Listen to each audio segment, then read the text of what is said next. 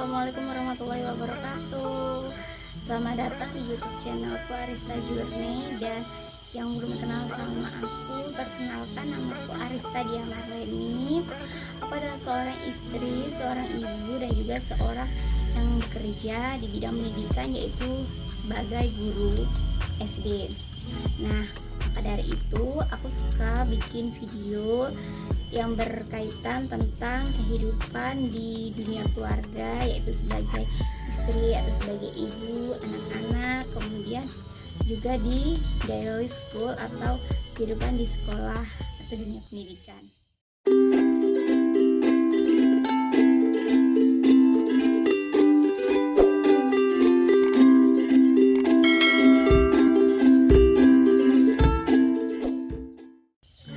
Nah, kalau di video kali ini yaitu berkaitan tentang kehidupan pribadi, yaitu tentang hidup minimalis.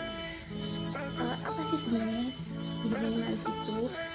Nah, tadinya saya tuh belum mengerti tentang apa arti dari hidup minimalis itu sendiri. Padahal sebenarnya saya itu sudah menerapkan gaya hidup minimalis itu sejak tahun 2018 setelah saya menikah. Kenapa? Karena ternyata itu suami saya itu sudah lama, bahkan sebelum dia menikah itu dia itu kehidupannya itu sudah menerapkan hidup minimalis ini. Cuman kami berdua nggak tahu bahwa apa yang kami jalani selama itu sebenarnya itu yang dinamakan dengan konsep hidup minimalis ini sendiri. Jadi di sini saya akan share sedikit saja, yaitu tentang seni hidup minimalis by Francine Jay. Jadi menurut Francine Jay, untuk dasar pemikiran konsep hidup minimalis ini sendiri ada 10. Jadi yang pertama yaitu kenali kegunaan setiap barang Anda. Jadi Anda harus mengenali apa sih sebenarnya kegunaan barang ini dan barang ini. Karena tidak semua barang itu bersifat fungsional semua bagi kehidupan kita. Bahkan ada kita itu memiliki barang yang sebenarnya barang itu tidak terlalu berguna dalam kehidupan kita. Nah, itu yang pertama. Kemudian yang kedua yaitu Anda bukan barang Anda. Jadi tidak ada rumus fisika, rumus matematika atau rumus apapun tuh yang menentukan bahwa Anda adalah cerminan dari barang Anda atau barang Anda adalah cerminan dari Anda. Itu tidak ada. Anda ya Anda sendiri dan barang Anda adalah barang Anda sendiri. Ingatlah bahwa kenangan, mimpi, dan cita-cita itu tidak terbatas pada barang, melainkan ada dalam diri kita sendiri. Barang milik kita bukanlah kita. Ingat, barang milik kita bukanlah kita ya. Nah, dan kita harus kuat, mampu membersihkan barang-barang yang ada di sekitar kita, yang sebenarnya itu barang-barang itu tidak terpakai, tidak berfungsi, atau tidak terlalu kita butuhkan itu, agar kita itu punya waktu luang, agar energi dan ruang yang lebih luas lagi, agar kita tuh benar-benar bisa mengaktualisasikan diri kita sendiri serta meraih setiap potensi yang kita miliki. Karena sebenarnya kita kan memiliki potensi masing-masing dalam diri kita sendiri, cuma terkadang kita tuh tidak mengetahui apa potensi dari kita sendiri begitu. Oke, kemudian yang ketiga yaitu sedikit barang sedikit stres. Benar nggak? Sebenarnya itu sudah semua orang tuh sudah tahu, cuma kadang kita tuh tidak menyadari bahwa semakin banyak kita memiliki barang di rumah, di dalam rumah itu terlalu penuh, sumpek dengan barang-barang yang ada, yang kita miliki itu, sebenarnya itu akan membuat tingkat kesetresan kita itu semakin tinggi pula. Jadi kita ibaratkan saja begini,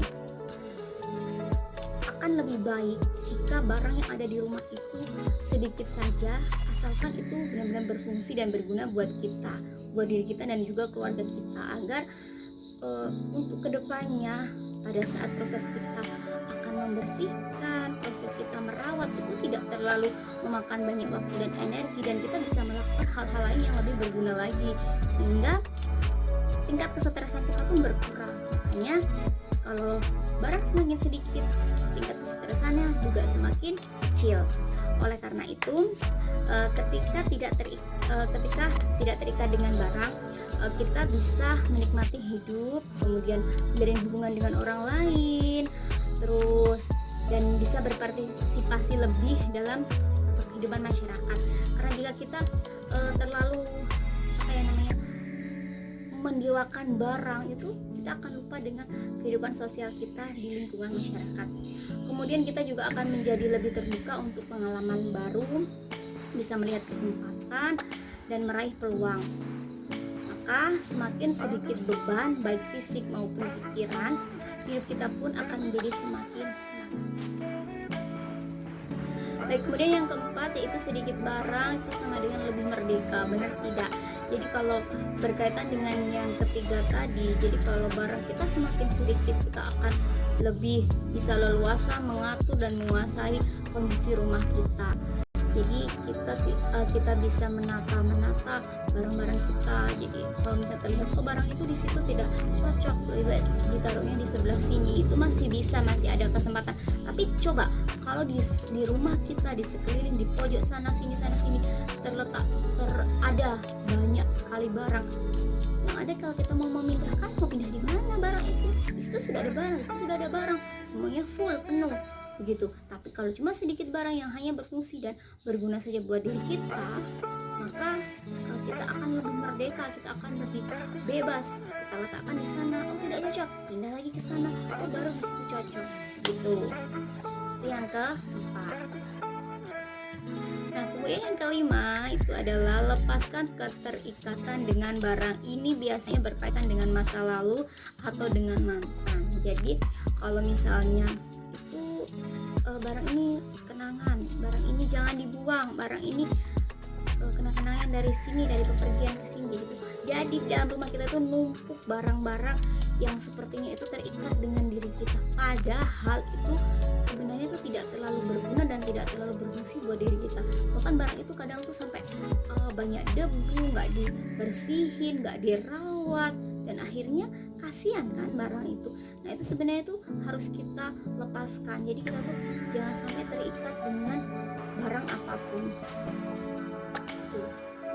Kemudian yang keenam yaitu jadilah menjaga pintu yang baik. Jadi untuk menjaga pintu yang baik itu Anda harus melihat rumah sebagai tempat yang sakral, bukan tempat penyimpanan. Jadi Anda harus bisa menyortir apa saja barang apa saja yang harusnya masuk ke dalam rumah dan tidak boleh masuk ke dalam rumah, atau bila perlu barang-barang yang harus dikeluarkan dari rumah.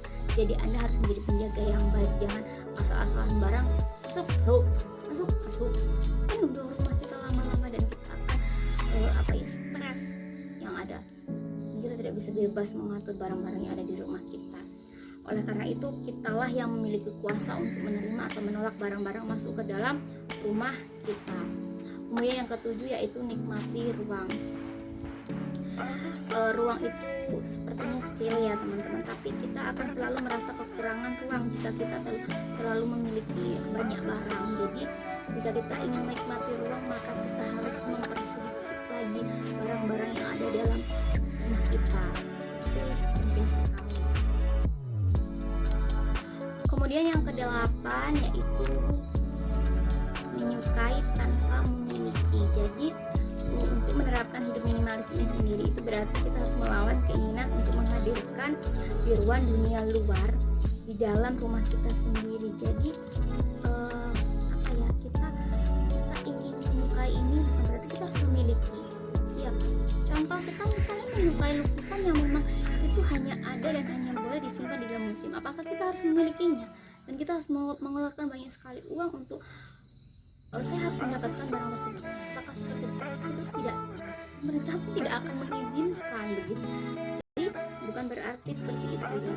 Jadi agar dapat mendapatkan hidup minimalis, kita perlu mengurangi jumlah barang yang membutuhkan perawatan dan perhatian kita. Jadi kalau misalnya kita memang memiliki atau sebaliknya kita memiliki di rumah itu barang-barang yang seharusnya barang itu terletak di museum misalnya, jadi akan lebih baik kita taruh di museum saja. Jadi kita tidak perlu misalnya barang-barang antik ya itu tadi, kita tidak perlu mengeluarkan waktu, energi dan uang bahkan itu yang lebih ekstra hanya untuk mengurusi barang kecil tersebut, karena sebenarnya barang itu adanya di seperti di museum seperti itu.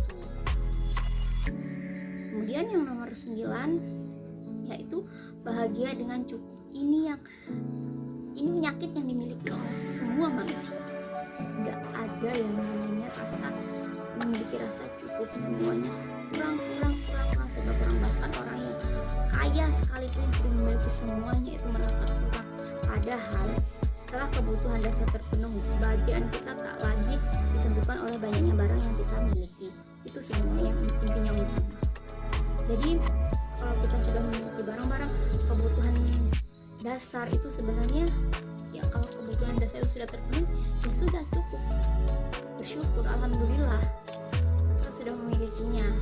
Karena jika kita menoleh ke bawah, masih banyak sekali orang-orang yang hanya kebutuhan dasar saja tidak bisa tercukupi gitu. Nah, kemudian yang terakhir adalah hidup sederhana. Jadi teman-teman, sangat sedikit sekali orang yang bisa menerapkan dalam kehidupannya itu agar yang namanya hidup sederhana. Yang ada mereka itu selalu ingin memiliki hidup yang mewah dan super wow. Kalau sekarang itu istilahnya jadi anak sultan seperti itu ya.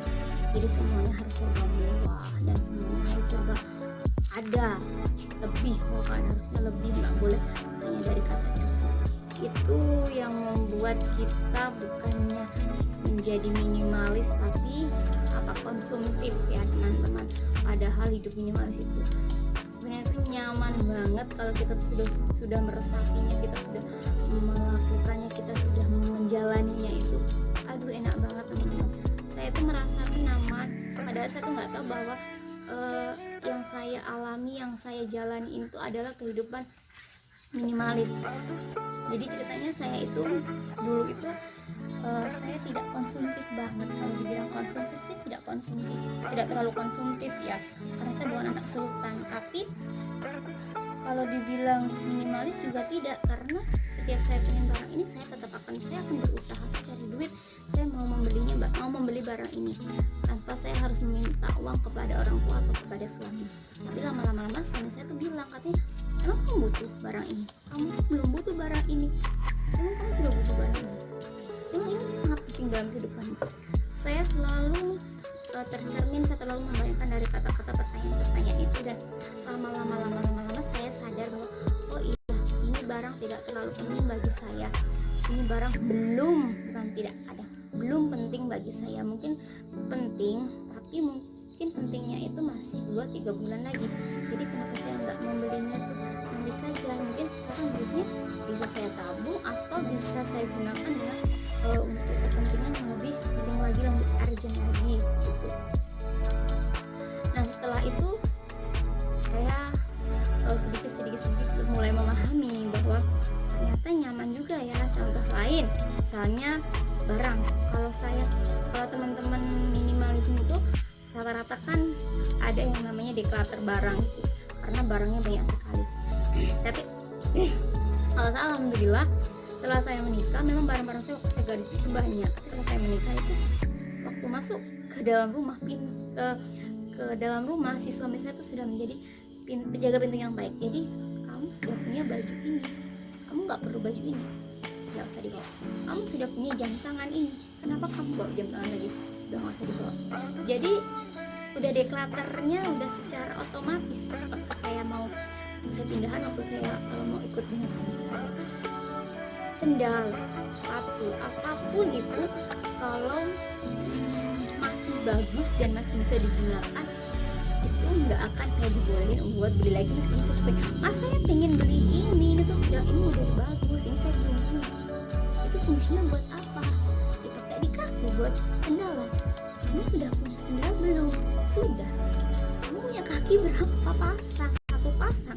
Ya sudah. Kamu mau pakai 2 pasang sendal sekaligus dalam 1 kaki? Ya nggak mungkin kan seperti itu. Jadi saya pikir ya udah, emang sendal kamu udah lepas talinya, udah nggak bisa dipakai, masih bagus ya udah, ngapain kamu belinya nanti kalau sendal kamu udah gila dan udah nggak bisa dipakai. Itu contoh kecilnya sendal. Contoh lain-lainnya ya sama seperti itu. Setiap saya mau membeli barang Jadi kalau saya mau beli barang, saya pasti konsultasi dulu dengan suami saya.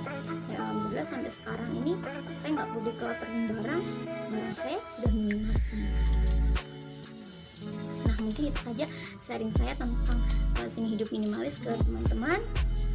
Semoga teman-teman terinspirasi, dan terima kasih sudah menonton video saya dari awal sampai akhir. Saya akhiri. Assalamualaikum warahmatullahi wabarakatuh.